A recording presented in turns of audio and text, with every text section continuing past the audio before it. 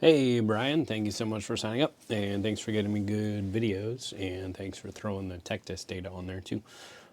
So the tech test stuff, I just watched through this one once just to kind of take some notes and get an idea of a roadmap for what I'm going to record for you. And the tech test stuff looks fine. Like I'll just open that one and let it play. Also Dragon, I'm trying to print later. Oh, you are on Firefox. Here. Okay. So the speed is good. Everything's upper 50s. That's a great place to start. Spin kind of jumps around a little bit, but I think that's a fine range. I'm not super savvy on tech test numbers, but I think that's fine. Wobble is great. Anything under 4 is great. Hyzer, don't care. We're throwing into a net, but those are all reasonable. They're between, besides that one, 15 and 30. Fine. Nose is consistently a little bit up. I'm with you on that one. And the launch is fine. My understanding is anything around a 10 is great. Nose 5, nose 6. So you want to be a little bit negative on nose. So you're not horrible, but yeah, I understand that's one of the first things we want to correct. And then these are, which one? Form 1 is just throwing, and Form 2 is corrections. Form 1 is where you're comfortable and feel powerful. Form 2 is focusing on fixes. Okay, so Form 1 is just throwing, and Form 2 is trying to throw correctly, in air quotes. Okay, so the things you're aware of, don't apologize for overanalyzing. Like, I overanalyze more than you, I promise. And I have the same problem. Like, my form jumps around too much. I was at a place where I had over 400 feet of accurate power very easily with one specific coach cueing me, and I don't practice enough, and I haven't gotten back to that yet. So I totally get it on the jumping around, but I can hopefully give you some more guidance on how to work on the one leg drills that'll get you some more power and consistency, and hopefully help with the nose as well. So you said you struggle with nose, feeling the pocket, and the release point. Yeah, that makes sense. And it's a dice roll between early release, nose up stall, or complete yank. Yeah, that's so. Yeah, I can get you some structure to help get some more consistency on that stuff. So you said issues that you're aware of currently, turning around during your X step. Yep. Early reach back, probably. I didn't notice that in my first watch through. High reach back, okay. Stepping too far ahead with your plant foot, sure. Your elbow not being up, rounding, leading with your head, yes, leading with your head, and not being balanced over your brace. Yeah, totally. So those are all things that I think the best way to work on them is in the context of the one leg drill. Yeah, so I'll give you my thoughts on how to work on all this stuff. So again, Form 1 is just throwing. Form 2 is trying to throw correctly. Okay, so here, I'll slow you down a little bit. Slow you down a lot. So yeah, your feet aren't cut off. They're good. This foot is turned entirely backwards. So to overcorrect, we're gonna place that foot this way. So your heel is gonna be there, your toe is gonna be completely pointed at the camera. So you're gonna do a 90-degree shift in your X step foot, which is probably gonna require a 90-degree shift in your initial step foot as well. Yeah, so you're starting with everything 90. No, that's fine. That one's fine. This is the problem. So your X step is too long. And when it's that long, your foot has to turn toes backwards. So if we instead make your X step very, very, very short, like you can actually practice it making it physically as short as it can possibly be, meaning the outside edges of your two shoes are touching. When you're going slow, that won't happen when you're going fast, but you can do it when you're going slow. Getting that X step placement to 90 will really help a lot of the issues that you're having. It'll help your rear leg be in a better position as you transition onto the brace. It'll help the brace not get too far out in front of you, and it'll help you not go too far past the brace when you do brace. That said, that change is almost impossible for people to make. So that's why we build it in from a one leg and then a weight shift and then a one step. So there's a progression that shows your body that, hey, you can actually throw from positions other than where you're comfortably throwing from. So let's take a look at that, and then we'll see where your foot ends up when you're trying to throw with good form. I don't want to get too far ahead of myself. So this is a long leg, short leg problem. So your front leg has a little bit of a bend, meaning that its length has to be shorter according to geometry. If this knee is bent, this leg is shorter. If this knee is straight, this leg is longer. So you actually want this to be the other way around. Your X step being so long and your toe getting backward means as your weight shifts forward, you have to rock onto the heel, and then you can just see visually that this rear leg is not in an athletic position. The knee is locked out. It's difficult for the leg to turn. The leg is stuck. Turn meaning internally rotate the hip joint, basically. So your kneecap would be pointing down and in rather than up and back. So currently your kneecap is pointing up and back, and you want it to be pointing down and in. Too many lines. So we would rather see weight on the ball of the foot here, the heel up kind of this way, the knee in this way, and the thigh that way, the hips further back, and then the front leg in a pretty similar position to where it is. So here we have a long leg in the front and a short leg in the back. That's what we want. You get that backwards. That all starts because of this foot placement and the X step being too long. So if I just tell you to change the way your feet work, you're never going to do it. We have to build in a way to get your feet in the right position because you're putting them there, and teach you how to throw from that position. It's going to feel different, and that's fine, but eventually it's going to work better and have more power. So, and I'm not even going to worry about any upper body stuff because we don't want to do too much at once. So I'm just going to focus on the lower body, and then my theory is, and this is played out well a couple of times, is that if you can correct the lower body stuff, the upper body stuff will just fix itself. Because if you're putting, the way I think about it, the way I explain it to people is if you're putting clean hip power into your throw, your arm doesn't really have to do very much. It just has to get out of the way, and then the throw will be correct. So what I found in my throw is when the second that I got clean hip power, my nose up issue went away completely. So I came from Ultimate, so I would throw nose up, like pretty similar to how you are. I would assume between 5 and 10 degrees nose up. We actually want to be 3 or 4 degrees nose down. That completely went away. When I just fixed my hips, I didn't think anything about my arm, and I started turning champion T-birds. So with my arm speed at the time, a champion T-bird would absolutely not turn at all. It was totally, completely stable. It would never go right. It would always stay locked in on its angle until it started to stall, and then it would go left. And I threw a couple of T-birds on hyzer, and they flipped up with no intentional nose angle adjustment. So I was getting more nose down and throwing faster just because I changed the way my hip power worked. So that's what we're going to try to do with you. So let's play a couple more of these and get to your Form 2 shots where you're trying to do everything right and see if anything's different. Oh, but one more thing I wanted to show you here, just on the balance front, is where, and you mentioned this, like spilling forward over your brace. I want to explain what we're going to do. It's going to change that. So here, if we go frame by frame. So when you get to your release point, which is, oh wow, that is not a quick frame rate. So we'll call that your release. That's a little bit after your release. But and this one doesn't look as bad as some of the other ones. This is basically the line of your balance, and this is the line of your brace.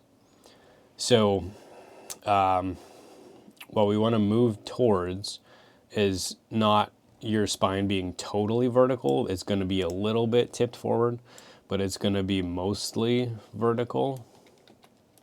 So we want to move towards your spine being here rather than here. Front leg is going to stay about the same. And what we're going to, if your head goes from here to here, we also want your rear leg to go from here to in line with that. So your rear leg is going to go further away from the camera, and your head is going to be not so far forward towards the target, but closer to the camera. So I'll demo that for you. I'll just do that right now while I'm thinking about it. Okay, so rather than being here when you release, we want to move your leg farther away from the camera and your head closer to the camera.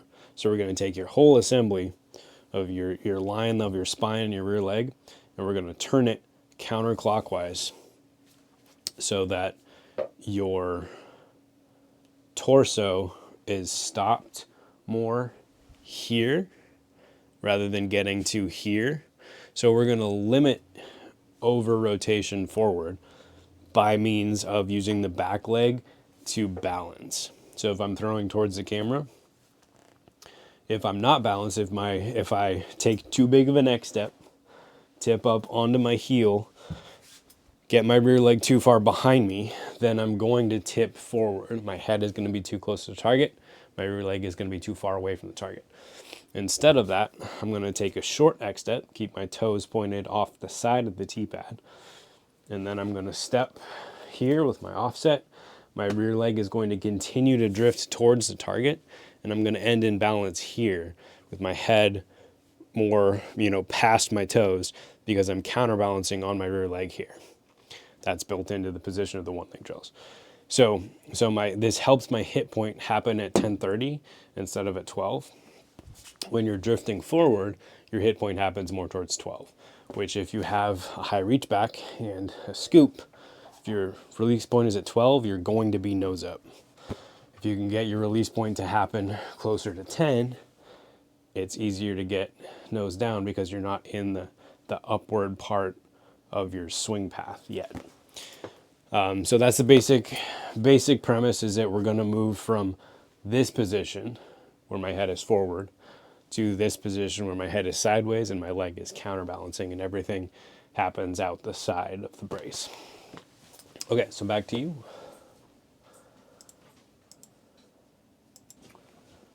Okay, so taking a look at the rest of your throws. You're in pretty good balance. We just all that motion left in your rear leg as it swings around towards the front. That's all wasted because it didn't go into the disc. So you want to get compress more of that energy to go up your body and out your arm and into the disc. We got good movement on the whole. We just need to build the frame a little bit stronger.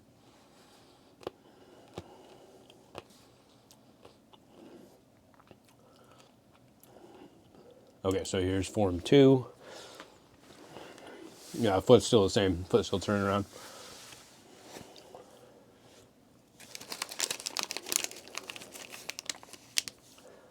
So I don't see a huge change between form 1 and form 2.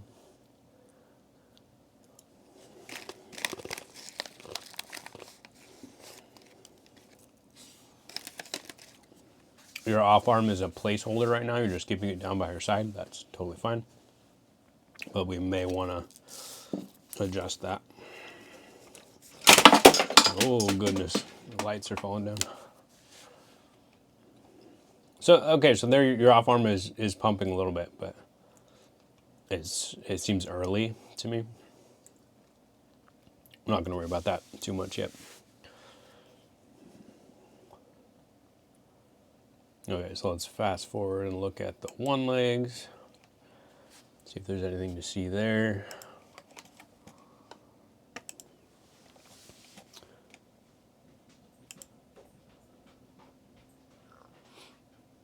Yeah, so the spin afterwards, that's the biggest thing we want to fix. I just want to make it go away.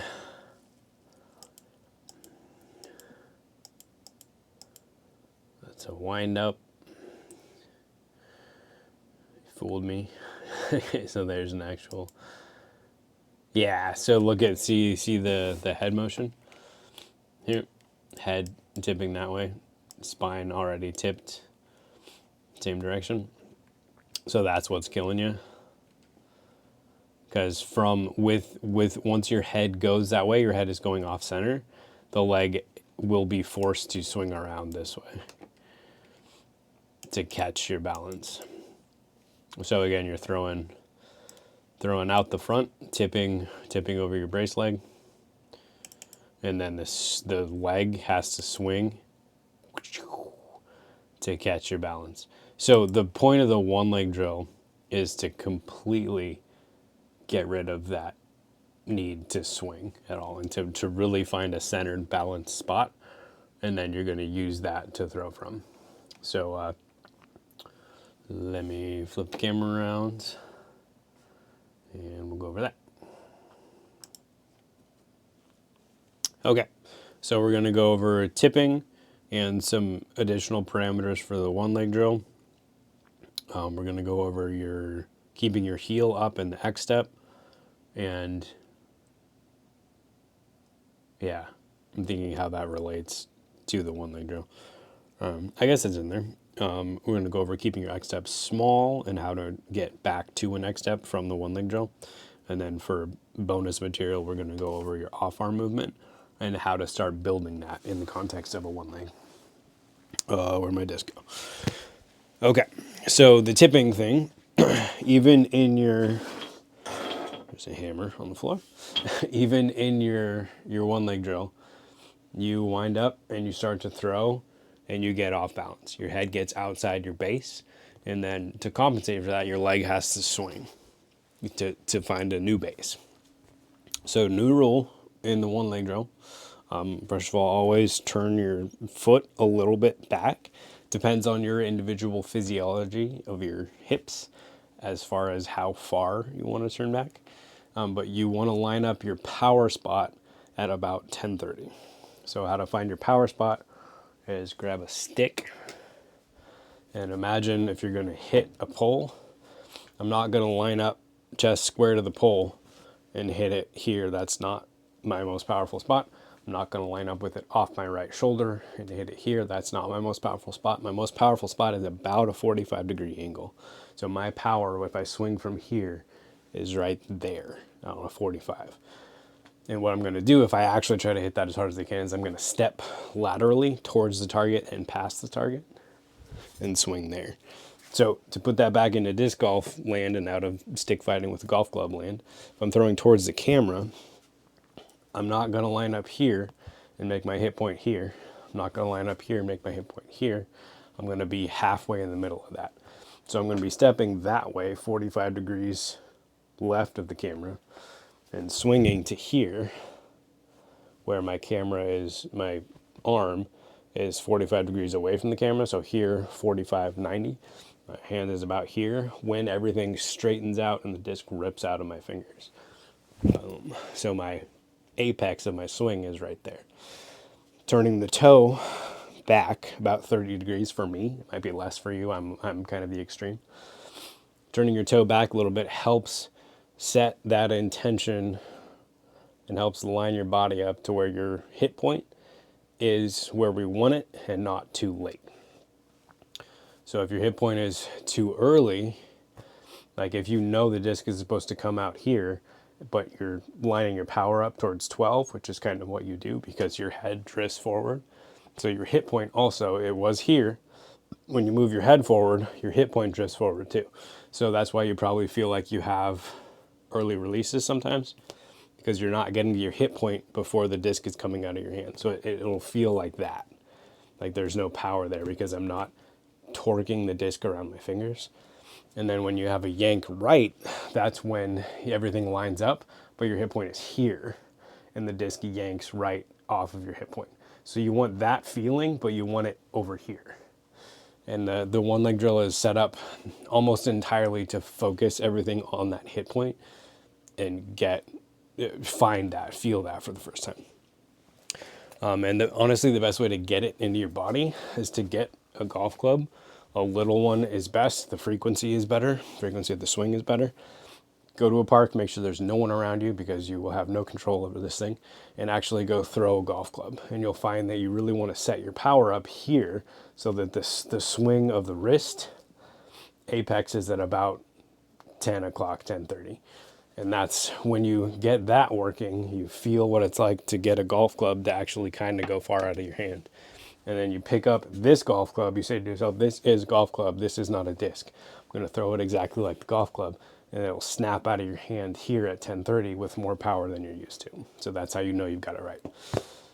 Okay, so that's tipping and a little bit about hit point.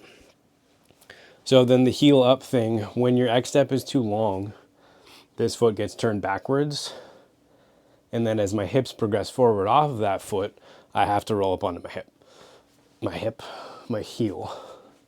So what I want is a short, quick X step where I get this drift of the knee coming in and the femur internally rotating a little bit. That's an athletic position. Like here I can explode off of this. Here I can't explode off of it because my leg is already maxed out and I'm on my heel and I don't have any ankle stabilizer muscles to control anything. So we want to avoid this position. So we're going to do that by starting from a place where we can't even get in that position. And I'll give you a progression. Make note of that. Do a progression out of one leg. Yeah, which I guess we can just do now. So when you keep the X up small, you get that knee drop instead of locking the knee out backwards. I'm trying to think what order is going to be most productive. Let me go over the one leg drill stuff first and how that was going to be specifically helpful to you.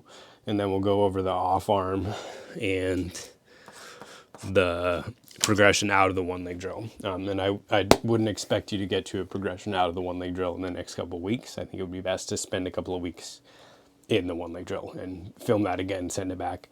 We'll see where you're at before we move on. But just conceptually, I want you to understand the whole roadmap. So one leg drill stuff, turning the toe back to establish the hip point at 10:30. It just helps kill that drift forward. Then what you're going to do is you're going to put your rear toe on the ground. And as a rule, that toe has to stay there the whole time. So not, oh, the throw's done, now it can move. It's not going to move at all. So what it's going to look like, and same rule for the point of your head. Your head is going to stay here. Your head is allowed to turn, but it is not allowed to move from that point. So you don't get to wind up and go here. You don't get to go forward and go here because it messes up your balance. You want to keep everything in balance the whole time. All that's happening is you're lifting this hip up and back and dropping that hip down and forward. It's just a spin around your head, your spine, your hips, and your toe. So the whole thing is going to look like this. Watch for head movement. There is no head movement. There is no rotation after the fact. Everything is staying here. So the point of the drill is that you're going to learn how to generate power while staying completely balanced. So currently you're generating power by tipping your head forward first and your legs spinning around afterwards. So you're building in falling off your brace. So this is a controlled environment where you can learn to not do that. And what your swing path has to be to still find power. So I can swing perfectly hard here without tipping my head. Yes, I can swing harder if I do tip my head, but we don't even want that. We want clean power. So that's the tipping part. And that's all you need to practice, basically. That'll show your body what it is like to throw from balanced on top of a brace. And here we are balancing on top of the brace because this is static. It's not dynamic. We're not moving into a brace. So this actually isn't really a brace. It's just a post. Once I add momentum, I get a brace, where I'm going to dynamically push into the ground and have this hip dropping, this hip rising up and back, and then I get torque around my spine. So it's the same thing. Here I'm just generating power by dropping the rear hip with gravity. And then later I get to have the front hip drop also and then raise the front hip so that there's torque. There's a down force here and an up force here. But for now, we're leaving this hip static completely. It's not moving at all. It does drift forward a little bit, but don't worry about that. All the power is coming from the rear hip dropping. That creates the hip torque that we get, which is one-sided. It's only this side punching down. Then later we'll add a dynamic press from the front leg. But it's the balance is the same. It's the momentum and the press back from the front foot balances, and you get the same feeling as a one leg drill. It's just a lot easier to learn it in a one leg. Okay, so we need to go over off arm a little bit and then a progression out of a one leg just so you're aware of it. So the off arm, watch mine. So all it's doing is raising up here. It's about 45 degrees behind me. It's not here. A lot of people want to do this. The only thing I can do from here is punch through too much, which makes me spin too much. So in the context of this drill, my off arm only needs to go back and straight down. So it's helping me anchor. So if I do this drill well, it looks like this.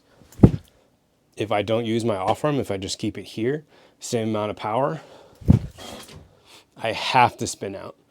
So this off arm is helping add weight to my brace. It's helping me, it's weighting my balance and my counterbalance a little bit more. So it makes me stick to the ground a little bit more. It makes me stay here so that I don't have to spin out. It's just making my brace a little bit stronger. Then again, when you make that dynamic, it won't go straight down. It'll go a little bit forward, and that'll turn into a scoop motion. So it'll be here and then a follow through. It does a little loop and then comes up. Don't have to worry about that yet. If you want to play with the off arm in the context of the one leg, it can help you get rid of that spin out, and it can help you add more power without spinning out. But all we're trying to do right now is find some amount of power. So you can do the drill like this, just fanning with a disc. It helps keep your elbow a little bit safer so you don't hyperextend on accident. It also gives you some resistance to feel a little bit of a hit point.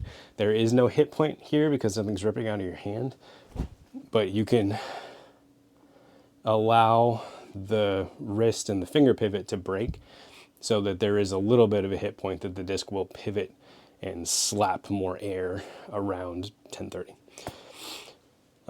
So that's the off arm. All it needs to do is up and down.